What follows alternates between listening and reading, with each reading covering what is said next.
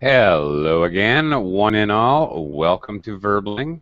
Hi there, I'm Teacher Oakley, and uh, welcome to class. This should be an interesting class. We're going to do something a little different, kind of reverse engineering, maybe, sort of in a way. Uh, we're going to look at some sentences that, at first glance, at first blush, may seem possibly absurd or ridiculous. Perhaps they don't make any sense at all. Our task as a class, you guys will all have a chance to try different sentences. We're going to try to figure out if, in context, we can somehow make sense of this sentence. Would this sentence make sense in a specific context? This will kind of force you to maybe play around a little bit, possibly with alternate meanings to vocabulary, possibly with different highlight or different emphasis on the sentence rather than where it appears to be. I think this is an interesting exercise for a couple of reasons. One, we'll be looking at sentences which are fundamentally grammatically correct. All right? We're not looking for grammar mistakes here. And as well, the vocabulary is the correct vocabulary. The sentences aren't messed up because the wrong words are used. The idea is that they're very strange.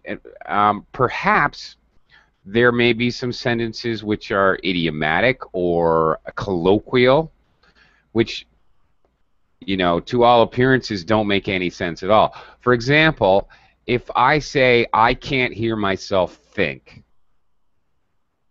that sentence really doesn't make any sense because none of us can actually hear ourselves think. However, this is, I assure you, this is a very normal colloquial expression for Americans when there's a lot of loud, distracting noise. It's very common to hear someone say, I can't even hear myself think. It doesn't make sense, but under certain circumstances, that colloquialism or that perhaps it's a reference, something else. Under certain circumstances, the sentence will make sense. So basically, that's what we're going to do. Now, I make no claims. We're going to look at different sentences. Some of them will be like the example I just used, colloquialisms which are common in everyday use. Some of them actually really won't make any sense whatsoever. And that's our job. We have to figure out which sentences could possibly make sense. We're going to do a little scientific, linguistic, analytical dissection of, okay? Anyway, welcome to the class. Hello, Michael. Welcome. Hi, Teacher Oakley. Hi. Hi, hi. Juan Pedro, welcome to the class. Hello, thank you. Hello, nice to have you aboard. And hello, Nacho. Hello, how are you? Nice to see you again. Yeah, likewise. Long time no see. How have you been? Long time, yeah, months ago, right? Yeah, how have you been? Are you doing okay? It's everything okay, yes, and the same, doing the same things and the same place. But yeah. Me too. Here I am. yeah, I can see it. I can tell. Okay, anyway, nice to see you again.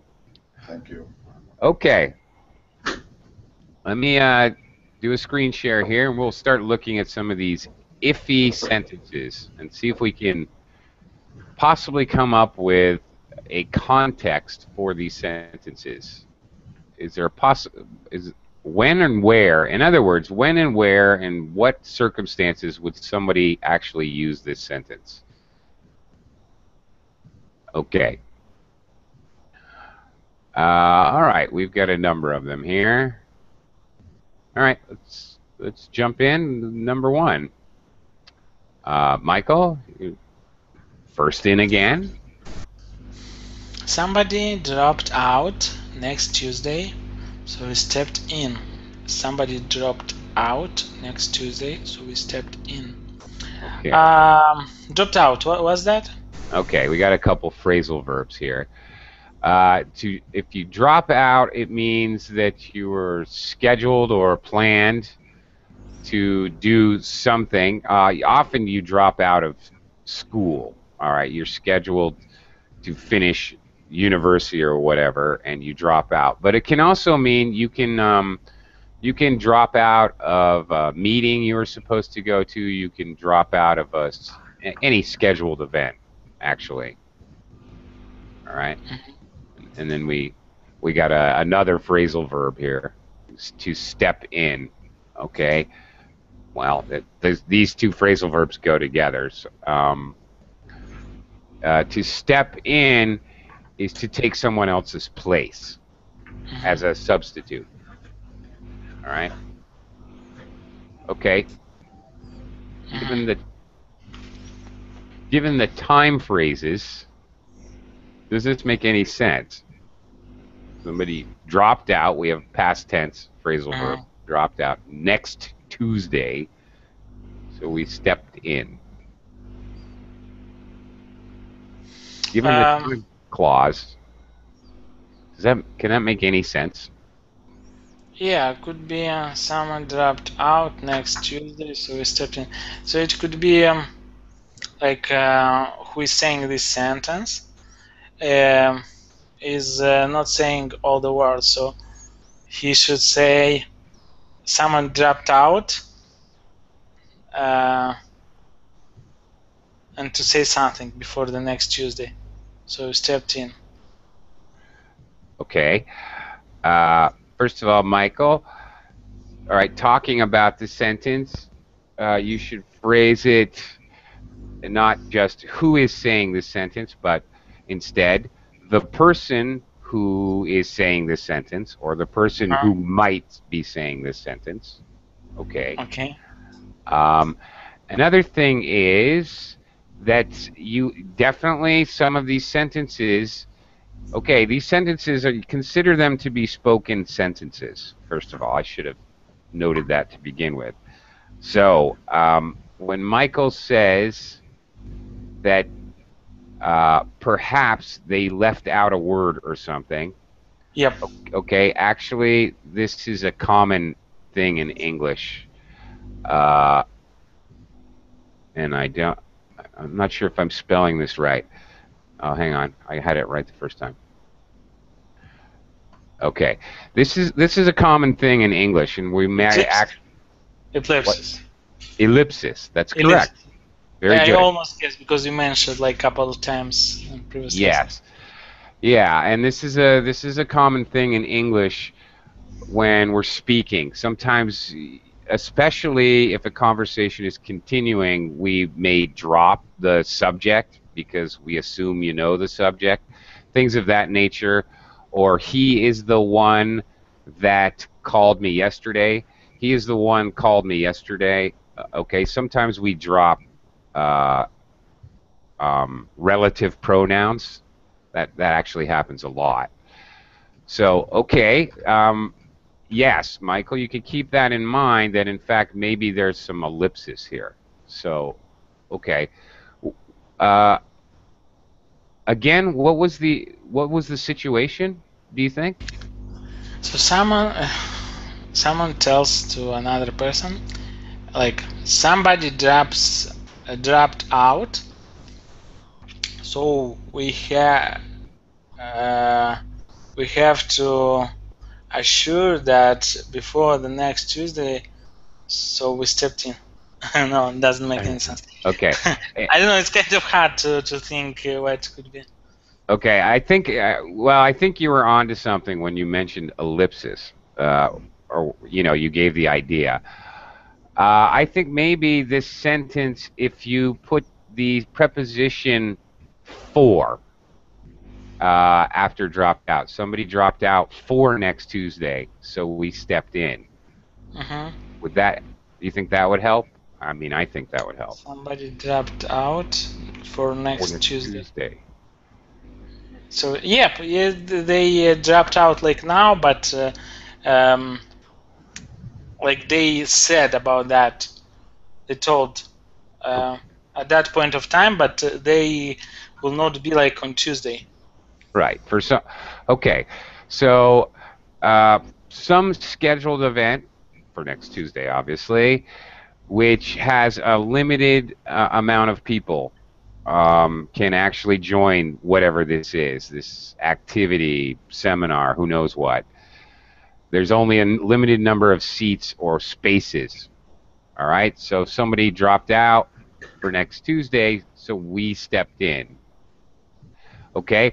The other odd thing here that you may notice, we stepped in. Okay, it's obviously plural, and somebody. Another thing you should be aware of, and you can learn from this, is that yes, in speaking, native speakers sometimes say somebody when they mean more than one person. Grammatically, iffy. All right, so maybe they're talking about a couple, husband, wife, or something. Who knows? Somebody dropped out next Tuesday. In fact, when we talk about husband and wife couples, sometimes we treat them in English speaking as a unit, believe it or not. So immediately when I read this, that's what my brain thinks. They're talking about somebody as, for example, quite probably a husband and wife. So there you go. Unusual ways to think about words is that we use words. Ellipsis. Spoken in the right circumstances, I would never even question this. If it was in the right context, I would never even consider this as strange. Okay, we've had a few more folks join the class, so I just want to quickly say hello to Vu. Hello, Vu. Sorry. Hello, teacher. Hello, how are you? I'm fine, thank you. Okay, nice to have you aboard. Hello, Paco. Welcome to the class. Hello, teacher. Thank you. Hi. Sorry for being late. Not a problem. Just happy you're here. And hello to Heidi. Hi, Heidi. Hello, nice to see you again. Likewise. Heidi, is your voice okay? So far, it's okay. Get yourself some tea. You sound a little rough there. Already? A little sexy? Yeah, you need some tea. Like I'm your doctor or something. Thank you very much. Well, yeah. I'll try to give you a short sentence so you don't have to read much. Okay. Juan Pedro. Can you read this the next one for me here? Scientists believe the United Kingdom is about to take the lead in averting computer-aided disasters. Okay. Does that make sense to you? And give me a second. Sure. These are kind of mind benders, brain benders. Yeah. What is averting? Okay.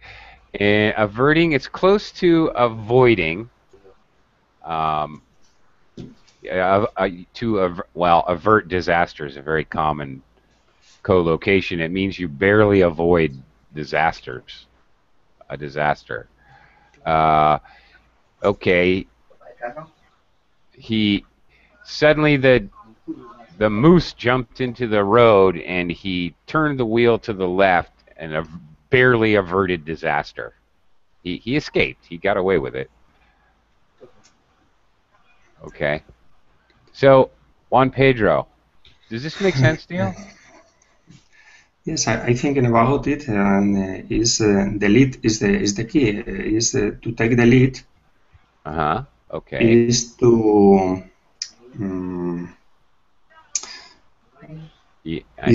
the main country that can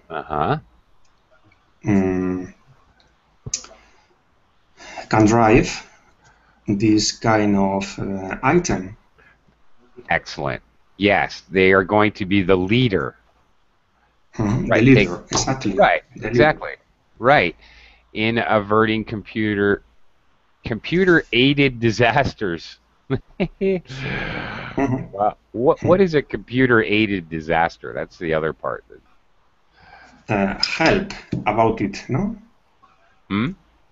Sorry? Is like a help.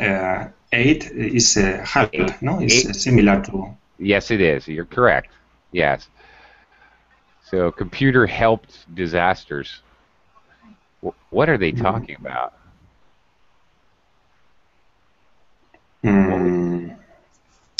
When something about items, computers are wrong. Okay. Okay. No, it's something like this. Yeah. Okay. Perhaps defective computers. All right. Defective. Okay. That cause a disaster. Okay. You know what? I think your explanation and your analyzation was quite good. Exactly. Thank you. It's not that they're okay, and you're exactly right. The important thing is take the lead. That doesn't necessarily always mean be number one. It also means to be the leader in something. Not yes, to be the leader. Not necessarily like in a foot race, take the lead. Okay, excellent. Thank you, teacher. Nice job. Sorry, I didn't catch about computer-aided disaster. What was that? Well, Juan Pedro came up with the idea, and I agree. It makes sense. Computer-aided disaster could be, of course, we know so many things. Nuclear power plants. Wow, the stock market, the stock exchange, so many huge and important things. Traffic flow are controlled by computers.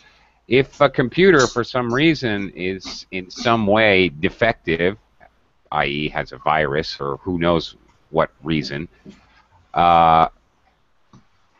it could obviously cause a disaster, clearly, in many things. So, disasters that because of computers? Yeah, caused by the computer, possibly because of something wrong with the computer. Okay. It kind of makes sense to me. Okay. Nacho.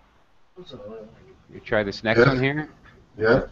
Okay. I did this course 14 evenings a week. Wow. 14 very often, I think is. Very often. The meaning is very often something that you did do. Okay. Very often. In fact, a week doesn't have 14 weeks. Indeed, it does not. So, would this make sense in any circumstances? Well, I think you can say this rest when you want to express that you have done something too much times. You can't stand to do any more time. Okay, Nacho, have you ever heard of the Beatles song, 8 Days a Week? I love 8 days a week is not enough to show I care. Ooh, I need your love, babe. Yeah, that's the one. You got it. Oh, yeah. Feel my groove. All right. As an exaggeration, in other words, which, okay, I can buy that explanation, Nacho, because, why? Because English language fundamentally loves to exaggerate. English speakers exaggerate constantly. I've told you 1,000,000 times that English speakers exaggerate. I'll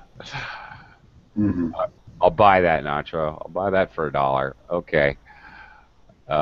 Actually, that explanation makes perfect sense to me. Okay. All right, Paco. Try the next one here. A judge has sentenced James Thompson to be executed twice and fined to $200,000 for killing some of his in-laws. Aha. Does this make any sense at all to you? He's to be executed twice. He's been No. sentenced to be executed twice. No? Well, could be sentenced to that, but obviously you only can execute it once. Yeah. Okay. Now, this is actually okay. The key is sentenced, right? Sentenced. All right. It doesn't say he will be executed twice. It says he's been sentenced to be executed twice. Yes. That's exactly right. And you know, in American courts of law, where they do have the death sentence, it is very common to receive more than one death sentence if you've killed more than one person. It actually really happens. This could virtually come right out of an American newspaper. Here in Spain, some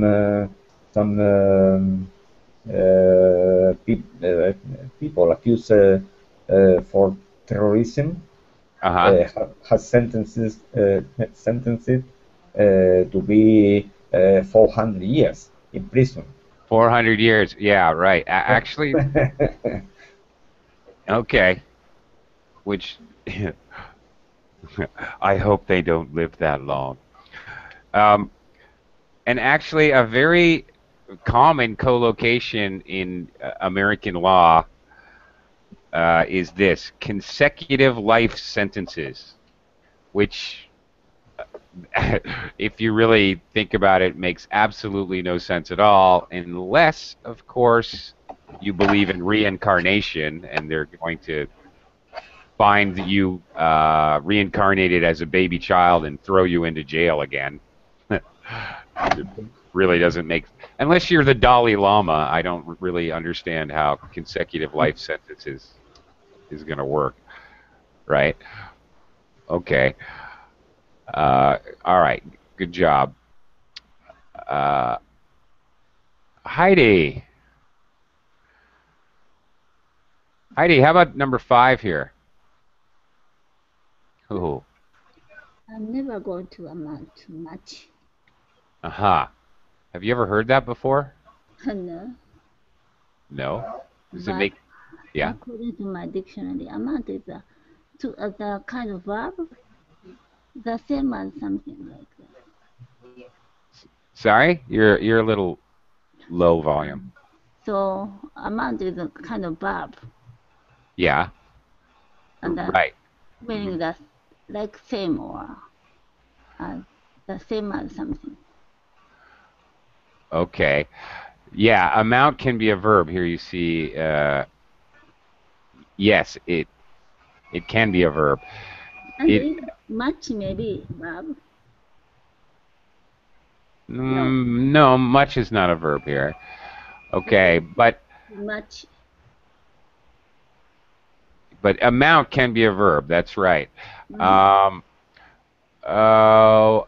For example, I thought I was in trouble at work, but it didn't amount to much. It didn't pile up. It wasn't a whole lot. It didn't grow up into a whole lot of problems for me at work. Amount is kind of close to amass. Get bigger to a certain amount. All right. Yeah, and actually, in English, this sentence is very common. To maybe less common to talk about yourself, but actually, it's very common for an older person to say this to a younger person. You are never going to amount to much. Okay? All right? You're never going to be famous or rich or important. Basically, that's what that means. And it's actually a very, very normal kind of colloquial phrase, actually. Okay. Whoops. We lost somebody there. Hello, Jose. Jose, welcome to the class. Jose, are you there? Okay.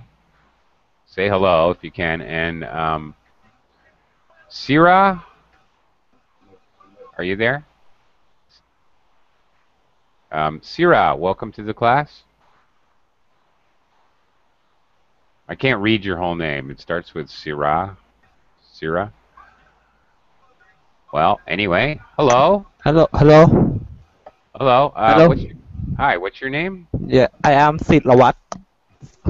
Whoa, slow down. Sirawat. Sirawat. Yes. Wow. Okay. Sirawat. That's cool. Sirawat. Okay, great. Great name. Where are you from? I'm from Thailand. Thailand. Okay. Welcome to the class. Yes. All This is right. my first lesson. It is. Well, you picked a heck of a lesson. Okay. All right. This is kind of a weird lesson for your first verbal lesson. I'll tell you that right now. But hey, why not? Okay. Let's see. All right. Sirawat. Okay. Why don't you try reading this next sentence? Tell me if it makes any sense to you. Go ahead. Okay. Finding the money for some people is far from easy. Okay. Does that make any sense to you? Finding the money for some people. I don't understand it. Okay. Our job is to try to figure out a context, a situation where this would make sense. All right. Can somebody help out Sirawat? I'll throw it out to the group. Far from easy means very, very difficult. Far from easy, yes, is a common phrase that means the opposite. From easy, yes, means is very difficult. That's correct. Finding money is very difficult for some people. Okay, but what about finding the money? Why do we have the specific article here? Finding money. They're hidden somewhere. Finding the hidden money. Yep. Treasure. What's that, Heidi? Making money, the same. Maybe not. No? Actually, I read this and I can imagine reading this in an article. Mhm. I can imagine reading this. Finding the money. What could be the money? The money for what? Not finding money. Okay, finding money is far from easy for most of us. Nobody finds money. We have to work for it. But okay, what do you need? Okay, go ahead. He said the same. Someone hid. Oh, hidden? Okay, well, if you're a pirate, for finding the money for some pirates is far from easy. Find the X under the tree. Kind of treasure hunter. Okay. Okay. All right. I hadn't even thought about that context. All right. You guys are going to think of context I would never even think of. Okay. Think about that. If you were talking about treasure hunters who find Spanish galleons and gold doubloons. Okay. Finding the money. All right. Maybe you're actually physically trying to find money. Okay. Very good. Can anybody else think of an idea where, what do people find money for? You need to find money to. Okay. Who can complete that phrase? Yeah. Nacho? I said that maybe the meaning is to success, to get success. Yeah. For success? Okay, I guess so. Sure. What else do you need to find money to do? You just can't do it until you find the money. Very common. You need to find the money to To be rich? To what? Think about specific things. Could be anything, really, when I think about it. But, all right, where my mind's going is, for example, if you were talking about starting a business, finding the money for some people is far from easy. If you're talking about buying a house for your family and yourself, finding the money for some people is far from easy to buy a house. There you go. Okay, we need to find money to do major things, like start a business or buy a house, things like that. All right. So for me, the concept in the English of find the money to do something is very, very normal. You have to have money first before you can do major things in your life. It's just part of, I don't know, English speakers' psyche.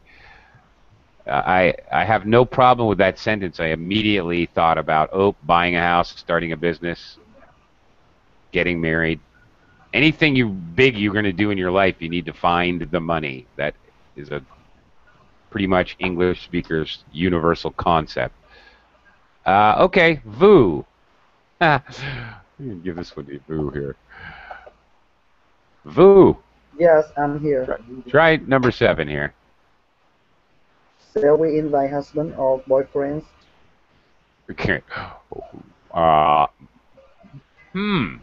Is there any circumstance where that would make sense to you? I don't know. No concept?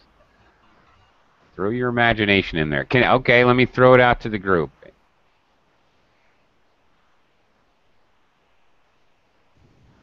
Can anybody think of an idea here? Some women are going to get married. Okay. There are many people gathering in some meeting. Maybe she has to decide what kind of meeting he wants to have. A funny meeting without her husband, or a serious meeting with her husband. Okay. A serious meeting with the husbands, or a less formal meeting with the boyfriends? Yeah. Okay. Would this make any difference if it said, shall we invite wives or girlfriends? Would that make more sense to some of you? Yes, of course. Yes, of course. Oh, Nacho. Get yourself in trouble, buddy. Yeah, it may actually make more sense, our male-dominated society. Damn men, dogs that we are. It may make more sense if it was, shall we invite wives or girlfriends? All right? But, okay, simply for the simple reason that many men have wives and girlfriends. You know what? You can just turn that around and imagine the same thing for women. Also, sometimes inadvertently, I know you all automatically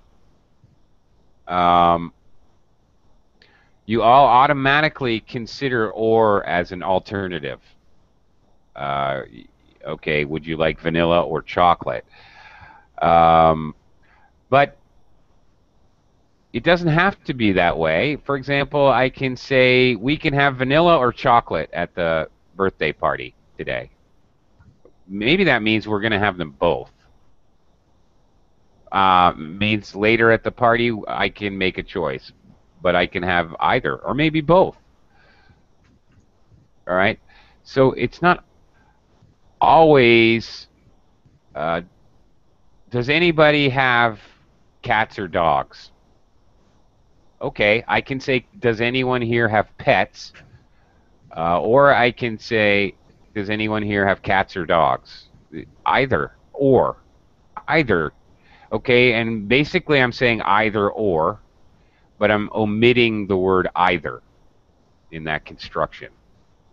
All right. Sometimes in English we will do that. Okay, and it's not truly a choice anymore. You really mean both. Oh. Here is like shall we invite? Like for me, it's like I see like a choice. Shall we invite husband or boyfriends? Okay. I don't see here like both of them. Okay, well, maybe. Maybe. Okay, will we invite? All right.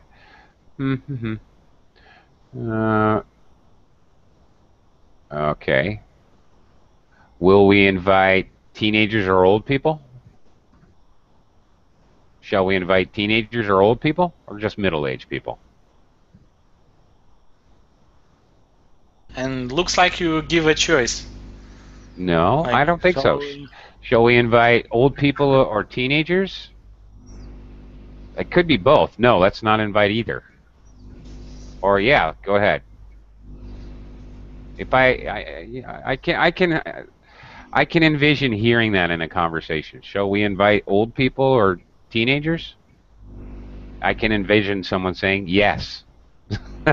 Usually people put shall we invite husbands and boyfriends and the word put. Or I never heard. Yeah, it can be used. It's interesting because the intonation actually will change. Shall we invite?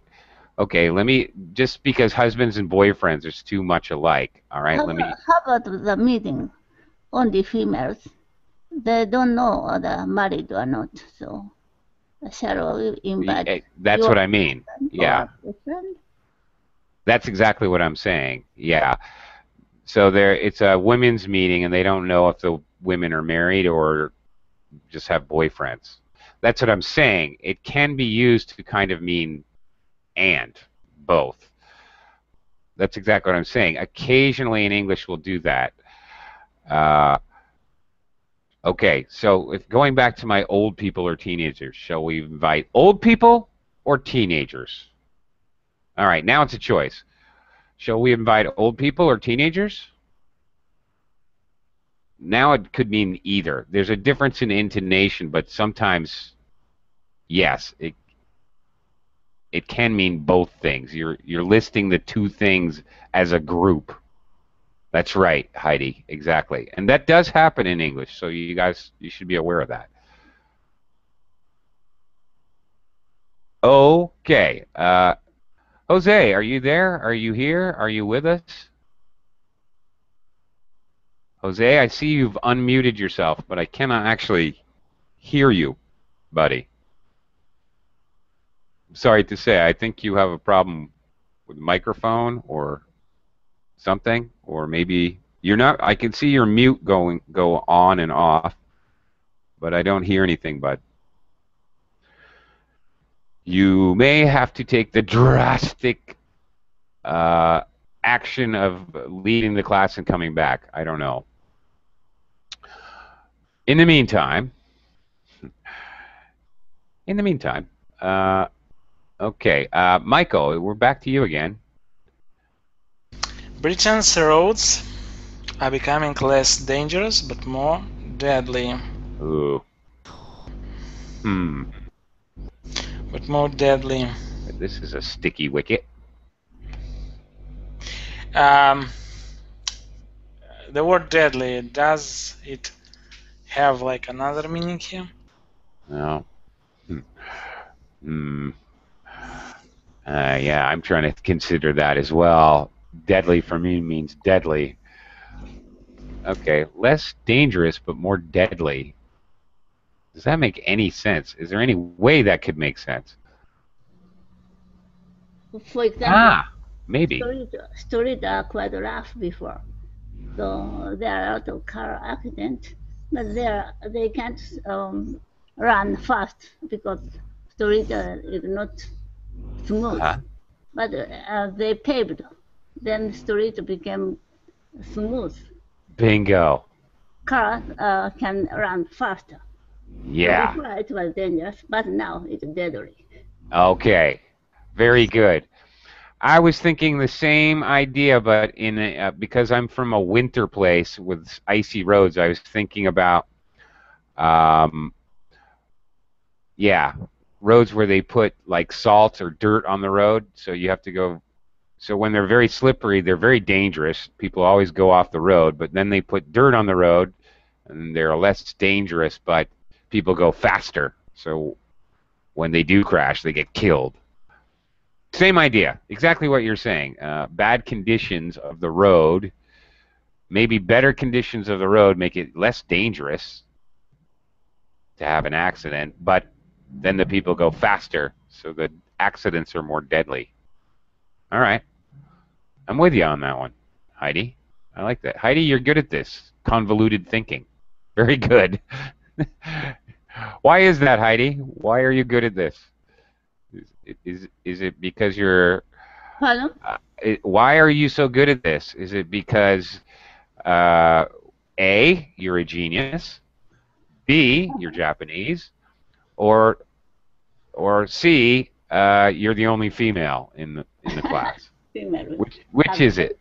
Female has very good intuition. Ah, okay. All right. Maybe so. Fair enough. Okay, Juan Pedro, your turn. Oh, I like this one. You'll fail providing you prepare inadequately. Inadequately. Oh, okay. Inadequately.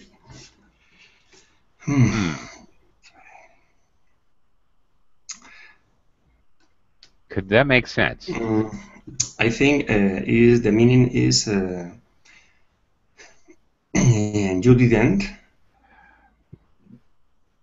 didn't do enough to prepare something. Okay. Well, all right. You watch your Y pronunciation there. You didn't do enough. Okay. You'll fail. It's a plan. Is there any circumstance where a person would plan to fail? I mean, that's basically what this is saying. You'll fail. Is the you'll fail. Okay. Providing you prepare inadequately. So it sounds like the person's trying to fail. Are there circumstances, situations in life where we're trying to fail? Yes, the circumstances can do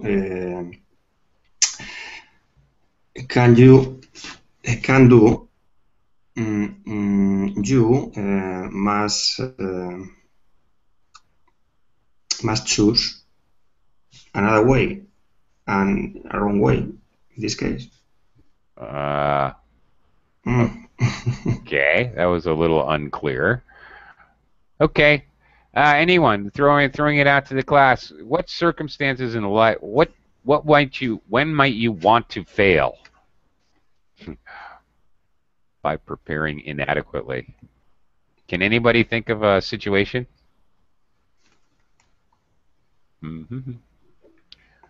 No. What if you don't want a job, but you have to take a test for a job? Okay. What if you don't want to go to university? You know, some people actually do try to fail. I don't know if you guys are all overachievers trying to learn a second language. Maybe you don't realize that. There are people in life who try to fail on purpose. Another circumstances I can think of is where people try to fail is going, if you're drafted into the military. Many people try to fail their physical examination.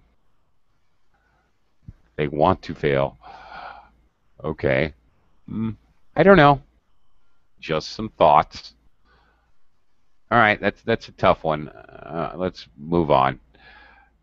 Okay, Nacho. Try number 10 here. Okay. Experts expect no more than a decline in the acceleration of house prices in London. It's a very tricky way to say that the prices are not going to increase anymore. That's right. And there's some tricky phrasing here. I expect no more than. Okay. They don't expect more than a decline. A decline in the acceleration is is a way to say that. Yeah, it's going to increase. a lot of up and down here. Double negative. Yeah. Okay. Taking it a little slower. This phrase, I expect no more.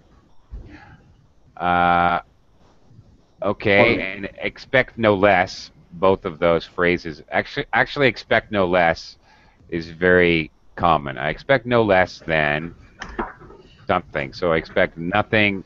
This is the minimum I expect.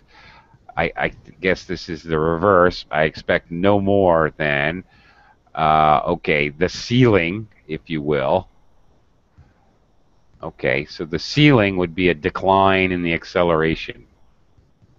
All right, that's the worst that could happen, I guess.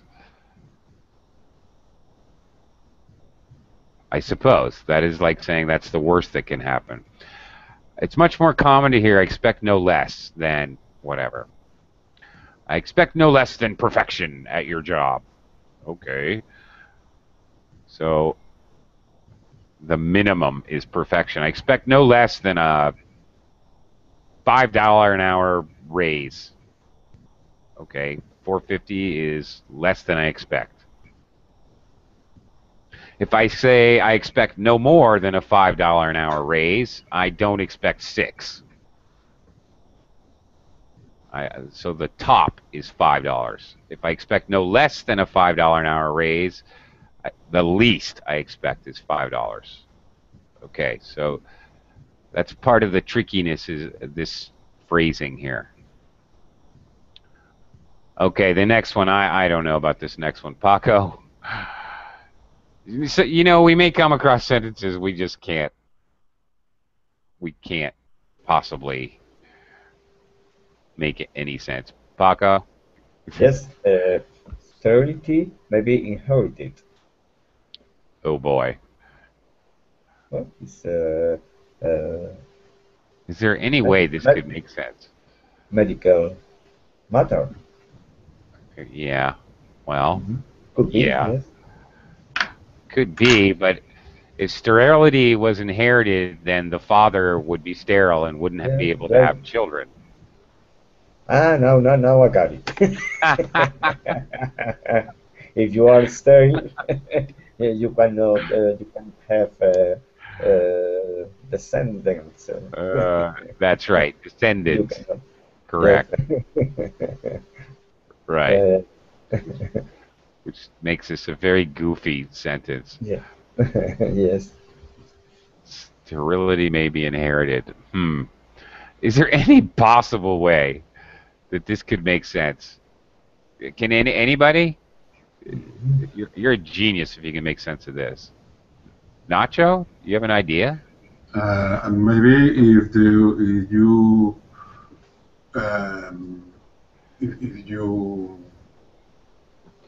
are sterile, but you can go to the doctor to help you to have a son with some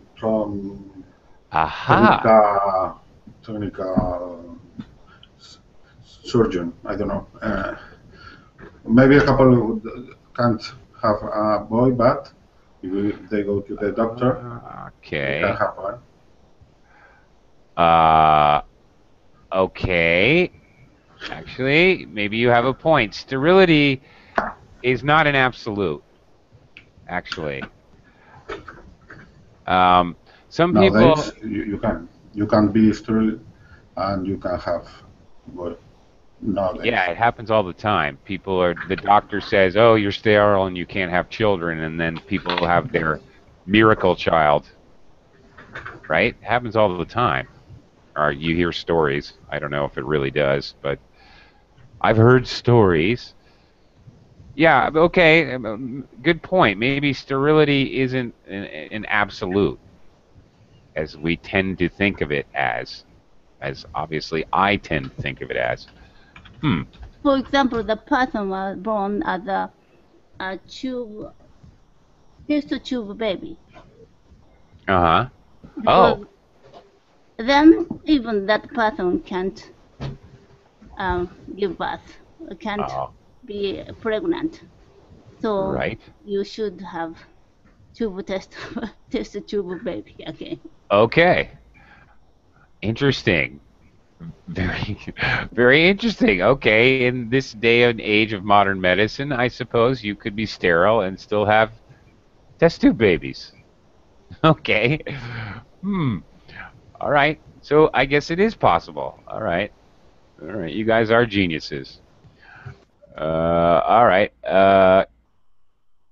Try try the next one here. Heidi, I think it's your turn.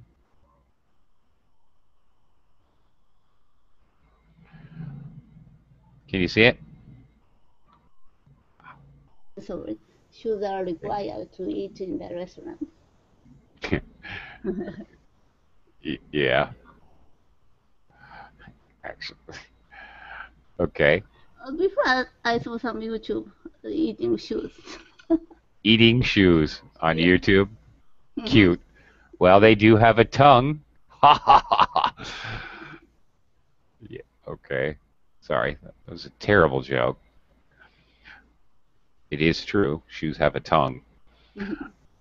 Uh, okay. Shoes are required to eat in a How to restaurant. cook the shoes? How do you feed a shoe? Yeah. Actually, I know for a fact I have seen this sign on a door. Actually, shirts and shoes are required to eat in the restaurant. I have definitely seen this. Many years ago, they made shoes by the leather and natural things, not chemical products. They didn't use chemical products. All things are natural. Oh, you're thinking about eating shoes. Eating shoes. Oh, okay. Shoes are required to eat. You must eat shoes if you go to the restaurant. Yeah. Oh, I hadn't even thought of it that way. They are trying to cook the shoes. Okay. Oh boy. Okay. Is required to eat shoes. Okay, I was thinking shoes must eat in the restaurant. Okay, I think like that. the meaning that I think is you can't is in that restaurant you can't go into barefoot. Yeah, that is the true meaning. You're absolutely correct. And in fact, if you go to the beach in California and there's little cafes beside the beach, you're going to see this sign on every restaurant. Shirts and shoes are required to eat in the restaurant. You should wear shoes, like that. You will absolutely see Also this. in Spain, you can see these signs in some restaurant near Yeah. the beach. Near the beach, especially near the beach, right? Yeah. Precisely. Shoes are required or t-shirt are required. Yeah. Or both, shirts and shoes, right? Absolutely. It's not allowed to come into without shoes. All right. Okay, Sterile. Next. Yes, she made me a mother. She did. How did she do that? She might can do many things, and and I have to help her everything, like her mother does. Help her like her. Oh, okay. She made me into like a mother figure because I had to do everything for her. Yes. Ah, ooh, that's a good one. Okay. Oh, okay. She made me a mother, kind of. She made me into a mother. Kind of. Ah, that's good, Sirawat. Okay. I hadn't even thought of that. Okay, that's excellent. Okay, she treated me as if I was a mother. Okay, I get it. Okay, that works. I will also tell you in English, I would say this about my wife. No, I wouldn't. I can't say this about my wife. No, I would say she made me a father. She made me a mother. What am I talking about? Never mind. I lost my mind. Okay. That makes sense, though. I like that. What does it really meaning? Sorry? What does it really mean? Probably exactly what you just said. Oh, That's the only way I can think of that makes sense, unless somebody else has another explanation. That was a pretty good explanation. Sure, a lot. thank you. I liked it. I don't want him to get into the water until he has learned to swim. This makes perfect sense to me. I don't even know why this next one is strange. I don't even perceive this as being strange at all. Vu? Oh, I get it. Oh, I see. Oh, it took me a minute to get this. Vu, are you there? Vu, are you there? No? Okay, Michael, back to you. Took me a minute to get number 3. My brain. I don't want him to get into the water until he has learned to swim. The water. So there's like a sea or ocean maybe there on the seaside, and he or she implying that in that particular water. Because of the direct article the. Mm-hmm. Excellent. Good explanation, and I'll buy that. I had problems even wrapping my head around, okay, you don't want him to go in the water until he knows how to swim, but then how will he learn how to swim? Okay. Very good. Yeah, I think you're right. You hit on the importance of articles, especially, okay, in conceptualizing, all right, specific circumstances. Excellent. Okay. Juan Pedro. Yeah. Okay. Try not to be more nasty than you can avoid. Mm-hmm. Again, a sentence I have actually heard spoken in English. So I know this is spoken. More nasty than you can avoid.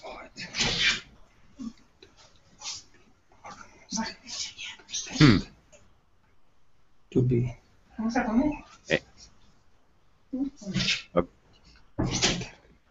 I'm thinking about.